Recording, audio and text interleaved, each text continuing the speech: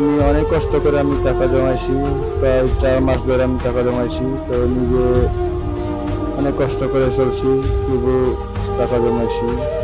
কারণ কিসের জন্য টাকা জমাইছি জানেন? আপনাদের জন্য ভালোভাবে ভিডিও করার জন্য, বা ভালোভাবে কারণ আমার মোবাইল তো ভালো মোবাইল না, তো নর্মাল মোবাইল, তার জন্য আমি ভালো ভিডিও দিতে পারি না। তার জন্য আপনাদের জন্য ভালো মোবাইল কেনার জন্য টাকা জমাইছি। আর এই বাড়িতে আমার 34 হাজারের বাজেটে কি সেট কিনতে পারি, কি মোবাইল কিনতে পারি, তো আপনারা একটু সাজেস্ট দিবেন প্লিজ।